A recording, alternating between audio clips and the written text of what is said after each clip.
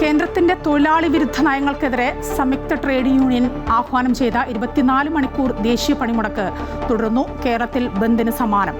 KSRTC, സ്വകാര്യ bus, auto, taxi ജീവനക്കാർ സമരത്തിൽ. അവശ്യ സർവീസുകളെ ഒഴിവാക്കി. ശബരിമല, മാരാമൺ തീർത്ഥാടകരെയും ഒഴിവാക്കി. ഡയസ് നോട്ട് പ്രഖ്യാപിച്ച് സർക്കാർ. ശബരിമല സ്വർണ്ണക്കൊള്ളയിൽ ഇന്നു മുതൽ 3 ദിവസം സന്നിധാനത്ത് പ്രത്യേക അന്വേഷണ സംഘത്തിന്റെ പരിശോധന. ശ്രീകോവിലിന്റെ എല്ലാ ഭാഗത്തു നിന്നും സ്വർണത്തിന്റെ സാമ്പിൾ ശേഖരിക്കും. SITക്കൊപ്പം ലീഗൽ മെട്രോളജിയിലെ സ്വർണ്ണ പരിശോധനാ വിഭാഗവും. കട്ടളപ്പാളി കേസിൽ തിരുവാഭരണം മുൻ കമ്മീഷണർ ബൈജുവിന്റെ ജാമ്യ ഹർജിയിൽ ഇന്ന് വിധി. കുംഭമാസ പൂജകൾക്കായി ശബരിമല നട ഇന്ന് തുറക്കും. ലോക്സഭയിൽ ഇന്നും പ്രതിപക്ഷ പ്രതിഷേധം തുടരും. സസ്പെൻഡ് ചെയ്ത MP-മാരെ തിരിച്ചെടുക്കണമെന്ന് പ്രതിപക്ഷം. എഫ്ഷിൻ പരാമർശത്തിൽ രാഹുൽ ഗാന്ധിക്കെതിരെ അവകാശ ലംഘനത്തിന് നോട്ടീസ് നൽകാൻ ഭരണപക്ഷം.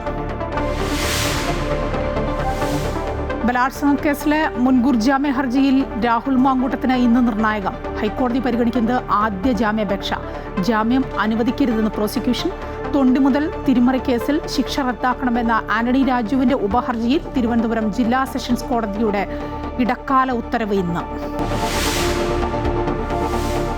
തിരുവനന്തപുരം മേയർ VV രാജേഷും ജനപ്രതിനിധി സംഘവും പ്രധാനമന്ത്രിയുമായി ഇന്ന് കൂടിക്കാഴ്ച നടത്തും.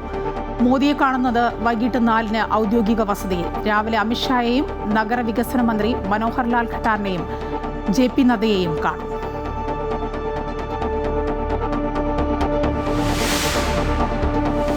സർക്കാരിന്റെ പുനരധിവാസ പദ്ധതി കടലാസിലൊതുങ്ങുന്നു. വന്യമൃഗ ഭീതിയിൽ നട്ടം തിരിഞ്ഞ് മലപ്പുറം ചാലിയാറിലെ നിരവധി കുടുംബങ്ങൾ. നവീകരണം പദ്ധതി വഴി ഭൂമി വിട്ടു നൽകാൻ തയ്യാറായ 64 കുടുംബങ്ങൾക്കും നഷ്ടപരിഹാരമില്ല.